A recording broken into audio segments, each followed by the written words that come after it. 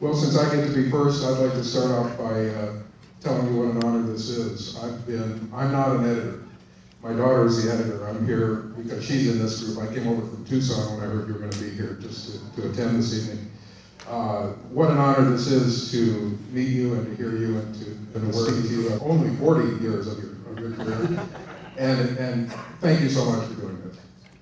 My question is, I have 20, but I won't ask them. You get one. I get one on that incredibly powerful scene from Little Big Man, which is just the massacre. The massacre scene is just so heart-wrenching. Is this working? Yeah. And I'm wondering about the construction of the scene when it went both picture and music, because you have this almost joyous piece of music that just carries with it because of what's happening. You could just feel the foreboding, even though it's a light piece of music. How did that scene come together? Did you know in advance that it was going to be to that piece of music? How did all the parts of that scene come together? It came together because when I cut it and left the music running, it moved me a lot. In other words, it was no longer a pretty little piece of music. It was a very ominous one because it was Custer coming to massacre. And that's how. So when you got the film, you knew it was going to be cut to that piece of music? No, not when I got the film.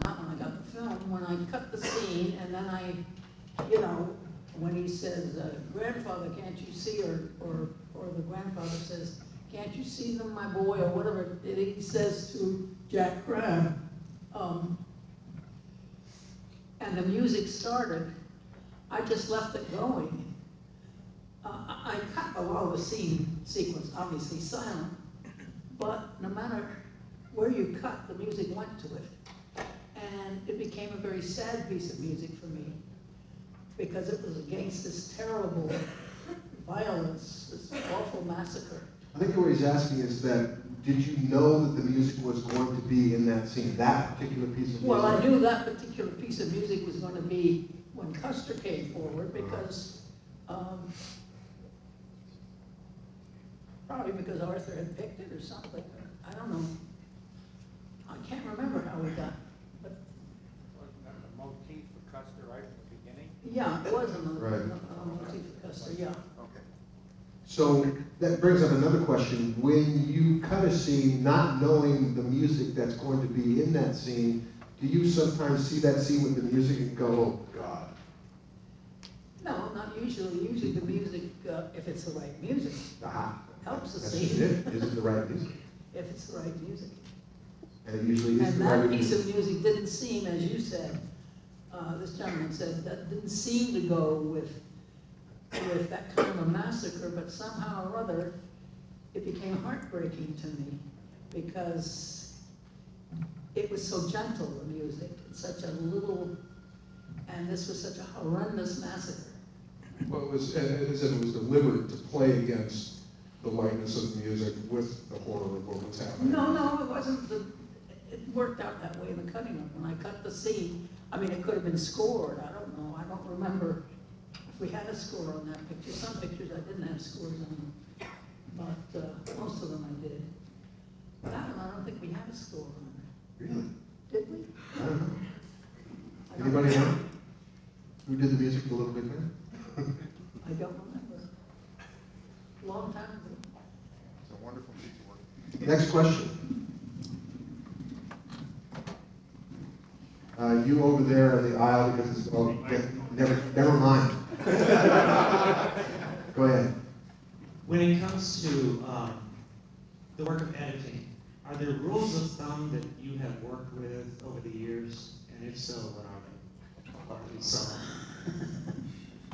Well, there must be rules of thumb I've worked with over the years, because basically it's to know your material, know every single frame of the material you have, every expression on everybody's face. Take the time to know the film, and not necessarily in the context it's going to be, because once I did the notes, which usually took me quite a bit of time, particularly since I had one projector on a little 5 by 18 hallway that I used as my screen room. This is before we had cameras even. Once you know the material, you don't forget, at least I don't. I know, I made copious notes. I never look at the notes again. Once in a blue moon, if it's something where I have a variety of things where I love that look, and I love that look, which happens. We fall in love with all kinds of things. I might want to refresh to remember what reel it was in, if it was one with a tremendous number of, like the Battle of the Washita would have had a lot of reels. So I might want to check what reel it was in, but that was about it. Once I got to it, I knew the footage. It was all in my head. I guess I am a very visual person, and I think that has a lot to do with it. Once it's there, it doesn't go away. Next question. That person over there.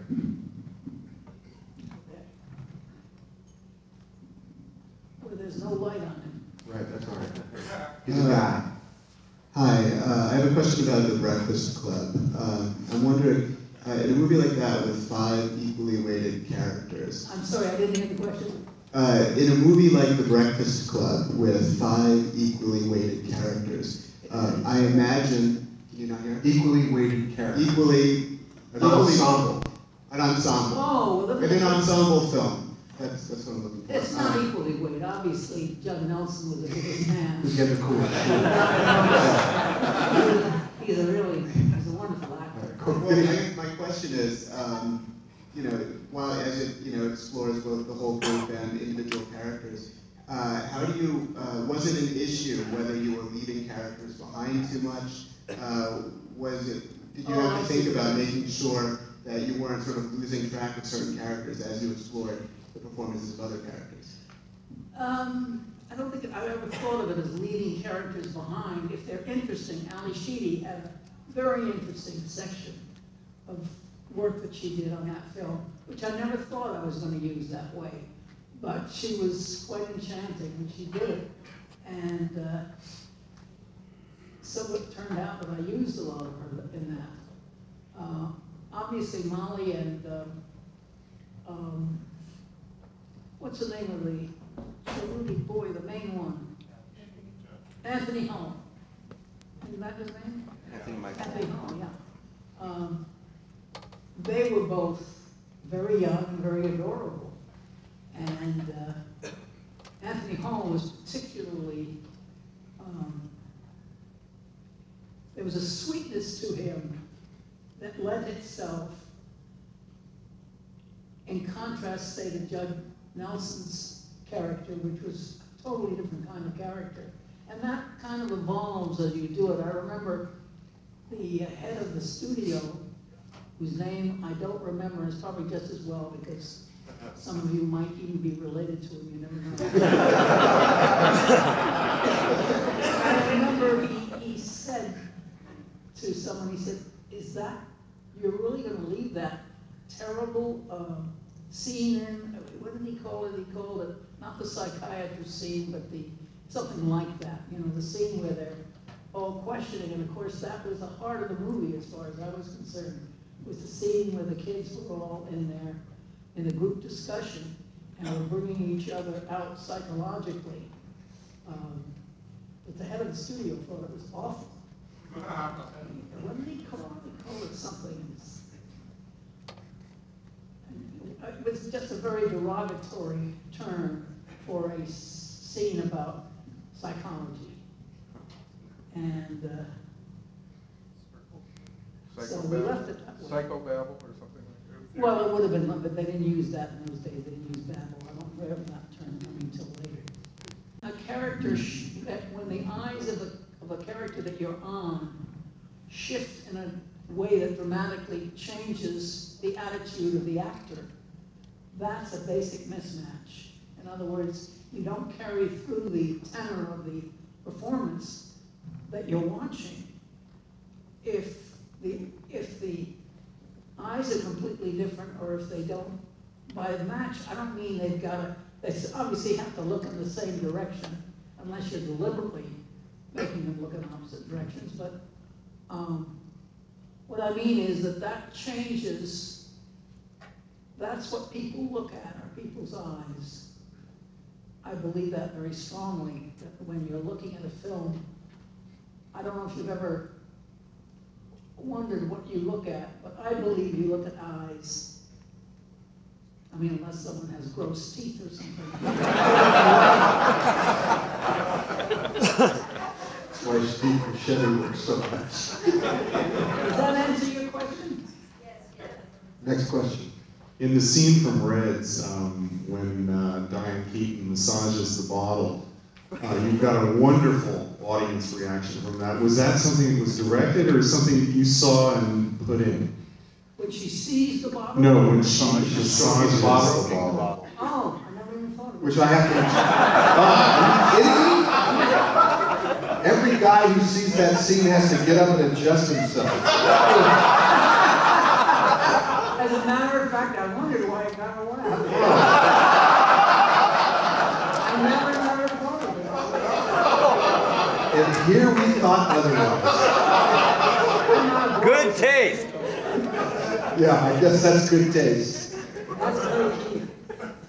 I'll have to watch it next time I see the movie. The thing she does with the bottle is just so. Diane Keaton is a babe. Well, there's obviously in Bonnie and Clyde, the whole scene with the gun in the beginning, that's very obviously a phallic symbol, you know, and that was intended to be what it was, which was a phallic symbol. And that was directed that way, and that's what the scene was about. Evidently, I missed something important. It was the right take. Maybe I was just an old-fashioned radio. How old was I when I cut it? 1981. Well, 81, I was fairly well along. Speaking of Reds, I mean, how long did post-production take on that? Took a long time. Yeah. And you only had 2 editors, where Apocalypse Now had 4 editors. No, I didn't really have, I had mostly, Craig McKay was my main. Well, two got credit. Well, I gave credit to Angelo because he did a couple of the good scenes in it, who had been my assistant for a long time, Angelo Corrado. And yeah, I think it was Craig and Angelo. Did I give anybody else credit for it? There were two editors in the credits. Yeah, one was Craig and you. Craig McKay. Craig and me. We had the main credits, but I also, I think at the end or something, we gave extra credits for editing to people who had along the way on the picture, who were assistants who had done a lot of work, you know, on a scene, because they had total freedom. We had all the time in the world. You gave credit to Richard Marks on one of the movies. Not on that. Not on that one. Richard Marks more than credit on Serpico. He was the co-editor, and he had been my assistant. Richie started in my and he's a brilliant editor, Richard Marks. And the quickest study I ever had as an assistant. I mean, he was so fast. Quickest study. The quickest study, the one who learned the fastest, or was most able to act on his ambition, I guess you would call, or on his desire to edit. Steve Rotter was a wonderful editor. Was he a natural-born storyteller like you? Richie, I would think, is a very good storyteller, yes. Yeah. Yeah. And he works a lot with James Brooks. So. Next question. Yes. Pass the microphone to this person. Yeah, it's always in the dark. I was wondering if you ever found it hard to separate yourself from. Can you hear me okay? You're speaking a little too close to it. Oh, okay. How about like that? That's fine. I was wondering if, after you cut a scene, if it was ever hard to sort of sit back and look at that scene as if you were looking at it for the very first time. Like, after you cut a scene and worked on it and worked on it and worked on it, and then you sit back and watch it, is it hard to say, okay, what would a first-time viewer think of this film? There are times when I look at a scene and I suddenly see something. There was a scene in Hustler, I remember, in a dining room where Paul Newman, was it Piper Laurie? Yeah, took Piper Laurie, and they were in a fancy dining room above their status in life. And I remember seeing a cut that I felt was really wrong. And I said to Ross, I gotta change that. And he said, don't pish in the mustard, kid. It works, leave it alone. But the point was, there was a cut wrong in it, and I saw it that I knew I could improve. I don't mean it was a mismatch or anything like that. But I just saw that there was something I had failed to see when I was cutting it. And I think that was a scene we cut fairly fast, because it was kind of toward the end,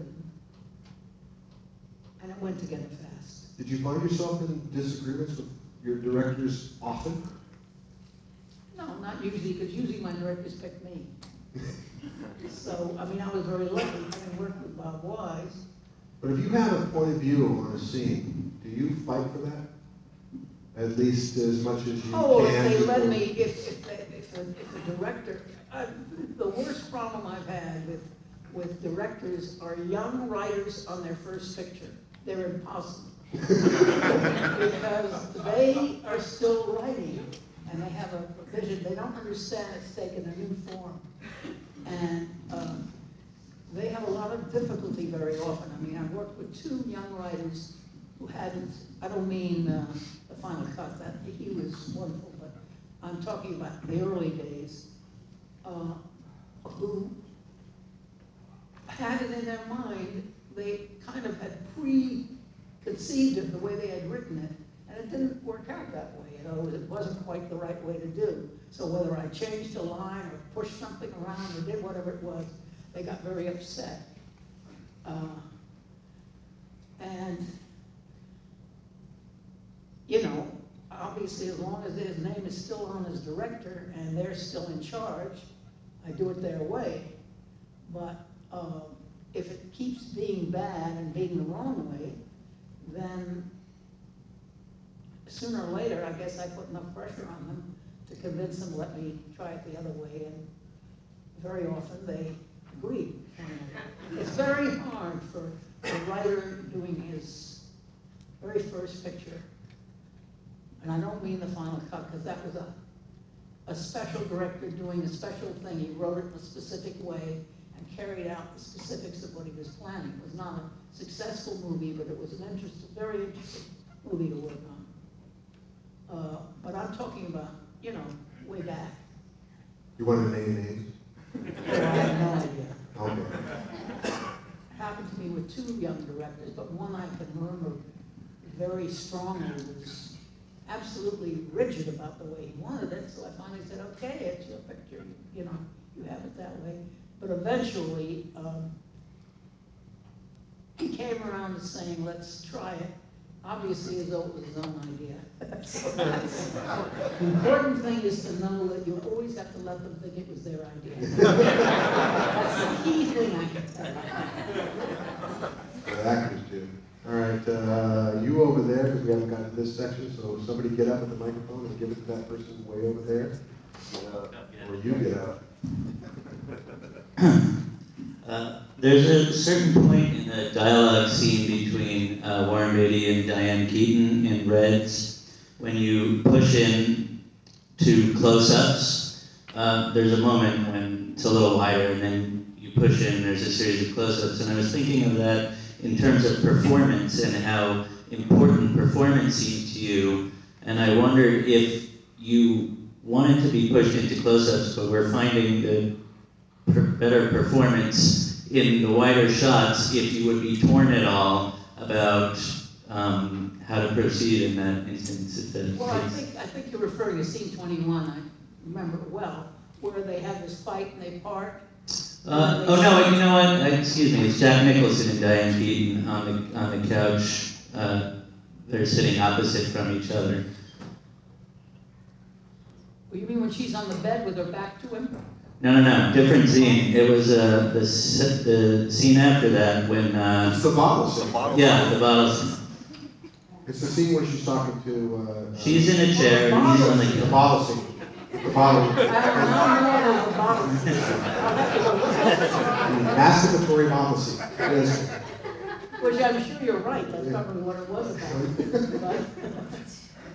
At any rate, so there's a point when you start using pretty much exclusively close-ups, and I just wondered if you weren't. Well, I think at that particular point,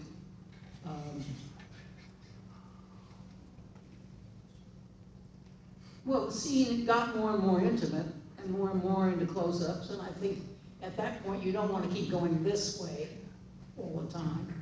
You know, I don't mean you shouldn't ever do that, but the performance was so great. They were so good in all those scenes that it was, you know, take your pick in terms of performance. They were wonderful, both of them. So therefore, I obviously was bringing them closer and closer and coming, yeah, in other words, there is a certain method in my madness. And you all remember that scene where Nicholson was going to the door, and that's a long shot, and he looks back, and Diane. Oh, yeah. That scene. That's one of those scenes which, you know, it's a little cliche. Eyes meet, and you know what's going to happen. But it's one of those scenes where if you left one extra frame before you cut back to each one of those performances, it wouldn't have worked. And it was one of those things that just, no, it's just one of those, it's just one of those, well, one extra beat. One extra beat, it probably wouldn't have worked. And it was just that perfect time to cut to Diane, cut to Jack, cut to Diane. That's got to do with your inner rhythm. Oh, it was just superb. You know, that's got to do with It was just brilliant. And I think that comes from my having been a sound editor. I still think that was the most valuable thing. And you probably would have been a really good musician too. Well, I never studied instruments. You should And I never Next question, Ted? I studied under Ralph Rosenblum back in New York. He taught a lesson once about genre cutting, and that in comedy you can get so much more away with being completely cut to non sequiturs, like Everything You Want to Know About Sex, Woody Allen, with him shooting across the lake and the deflating bag cut to a dusty Volkswagen. He said, I could never get away with that in a dramatic film. Do you have rules you can break versus genre? Do you have favorites? I have lots of rules I break. It usually has to do with performance. I can't be specific because we're not talking about a specific scene.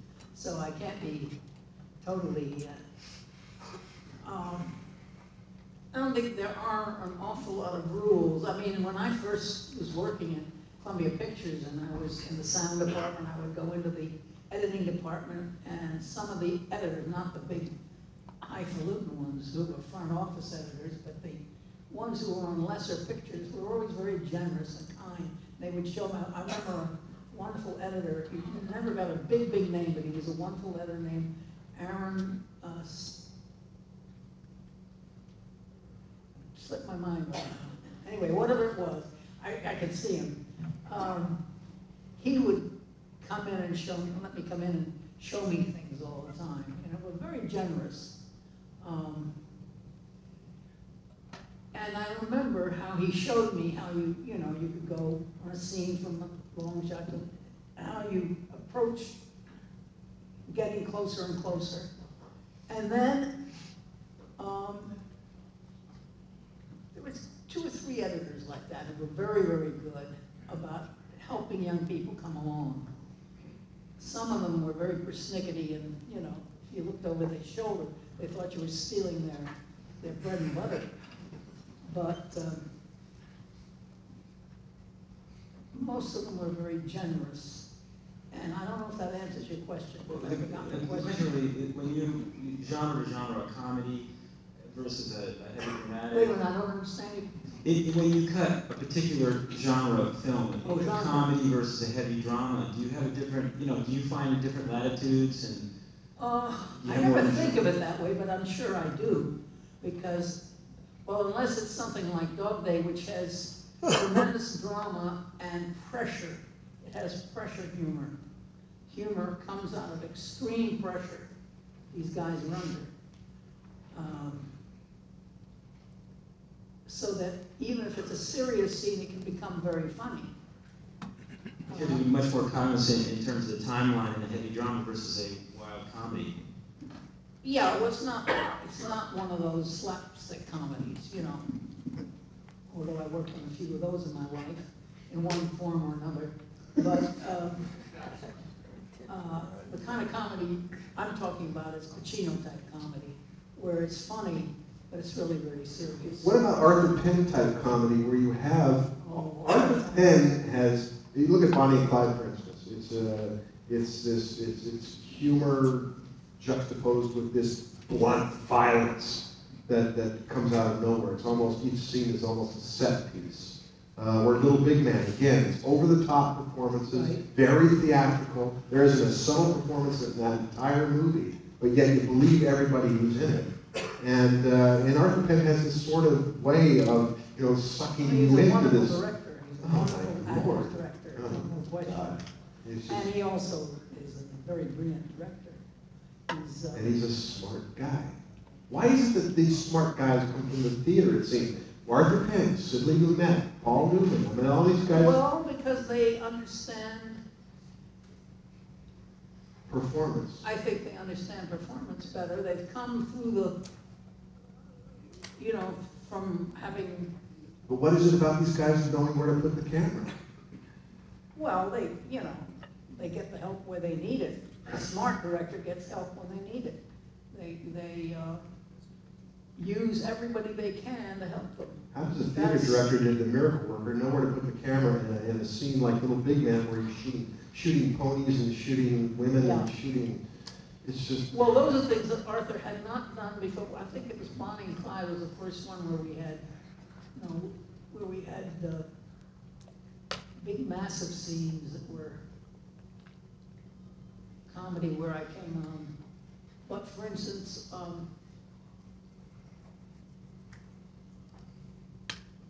Arthur's pretty damn smart, so it doesn't take him more than one picture to learn a lesson about where you put the camera.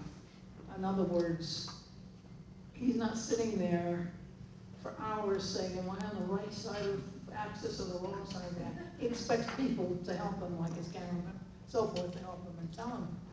And he can see it, The only problem you ever have is when someone can't see it. I did have a scene in Hustler, which was an interesting scene, because we were losing Jackie Gleason, who was going to become $5,000 a day the following if he went past 7 o'clock that night or whatever. And that was huge money in those days. I think all of Hustler must have cost under $800,000. I mean, it was huge money. And we had a scene, the end scene between Fast Eddie and George Scott. And they were both looking at each other in the same direction. And I went to Rawson the day it was shot, and I whispered in his ear, and I said, you got to cover it another way too, And he said, don't bother me, kid, I'm thinking, or he was under a lot of pressure. And I came at the wrong moment. So I probably ran off the set and wept a few tears. I figured I had interrupted the director at a moment that was bad. And the solution was very simple. I got him to shoot more on Minnesota Fats than he would have to do a front angle on him. And every time I needed to get around that axis, I would play it off Minnesota Fats, which was a logical character to play it off of. And it was one of the things that I think made that an interesting scene, because so much of it was played off Jackie Gleason. Part of my preparation for tonight was going back and viewing all the films that so I could sound like I'm intelligent. So last couple of weeks I've been watching movies such as Serpico and Dog Day Afternoon and The Hustler. And so I know exactly what you're talking about. And one of also the nicest things about doing that, if you're preparing for something like this, it's it was so much fun to view these extraordinary movies. You know, if I was talking to anybody else, I'd have to view other movies and maybe they wouldn't be so extraordinary. But these, it was a good week. Next.